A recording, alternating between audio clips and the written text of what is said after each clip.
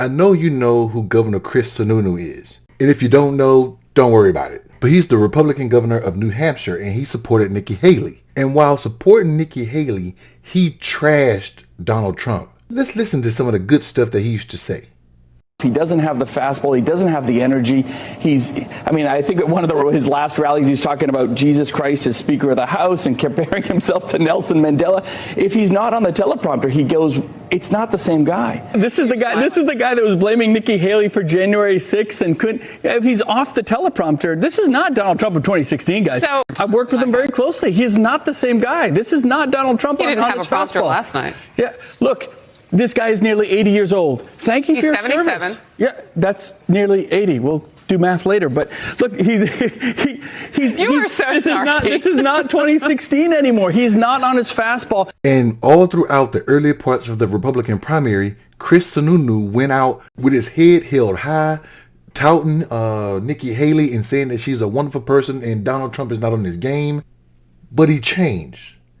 And this is why I don't like the Republican Party. Talk about flip-floppers and two-faces. Listen to how he talks about Donald Trump now. Please explain, given the fact that you believe he contributed to an insurrection, how you can say we should have him back in the Oval Office. Because for me, it's not about him as much as it is having a Republican administration, Republican secretaries, Republican rules, a sense where states' rights comes first, individual rights comes first, parents' rights comes first. We're going to have a pro-business economy. We're not going to have a cancel culture that has really infiltrated all across America. It's not about Trump with me. It's about bringing those more. But he will be the president. Right? I'm the governor of the live free or die state, bringing that mentality back. That doesn't make any sense to me, Governor. I'm sorry. You're saying it's not about Trump. You're saying he would be the president. And you've said he's someone who's contributed to an insurrection. I understand it doesn't make sense to you, George, but look at the polls. What you're telling me is you don't understand why 51% of this country is supporting Donald Trump. They're not crazy. They're not MAGA conservatives. They're not extremists. They want culture change. So, Governor, I'm not talking. The issue is. I'm not talking about polls. I'm asking you a very simple question. You believe Donald Trump contributed to an insurrection. That's correct, right? I stand by the statement. You stand by the statement that he contributed to an insurrection. And you believe that a president who contributed to an insurrection should be president again? As does 51% of America, George. So just to sum up, you support him for president even if he's convicted in classified documents. You support him for president even though you believe he contributed to an insurrection. You support him for president even though you believe he's lying about the last election. You'd support him for president even if he's convicted in the Manhattan case. I just want to say the answer to that is yes, correct? Yeah, me and 51% of America. I had to let that play through, and I did not fast forward it. I had to let you listen to the whole thing, so forgive me for going like close to 3-5 minutes on this thing, but you had to hear it.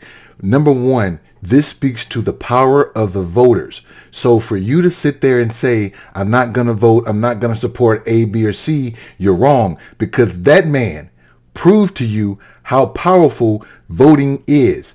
He just said, I'm changing my stance because I believe, along with 51% of America, which I don't know where the hell he got that number from, but I believe that 51% of America supports Donald Trump. So therefore, I'm going to support Donald Trump.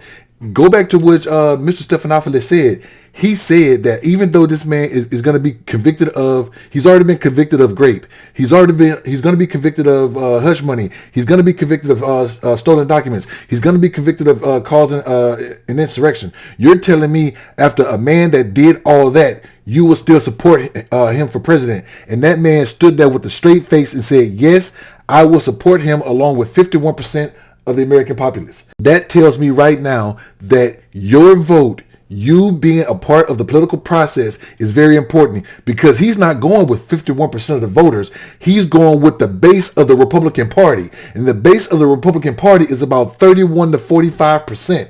He's saying, I'm going to side with those people. What Chris Sununu is saying is, I don't give a rat's ass about the majority of America.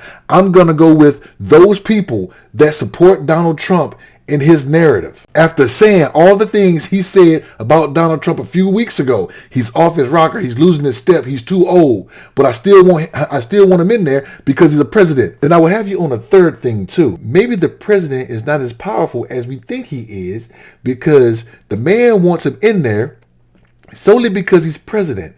Because if he's president, he can appoint Supreme Court justices. If he's president, he can support federal judges in certain districts. If he's president, he can sign off on legislation. We don't need him to do anything else but what we tell him to do.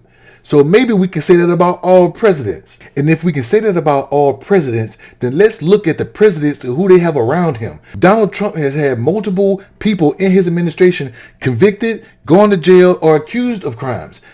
Barack Obama, Joe Biden, no convictions, no crimes. So maybe it's not the president, it's who they have around him. Who do they surround themselves with? Donald Trump seems to surround himself with criminals. Joe Biden ain't had no indictments yet. Barack Obama, no drama Obama.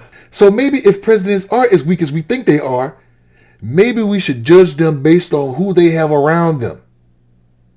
Show me who your friends are and I'll show you your future. Donald Trump's friends have gone to jail. What do you think?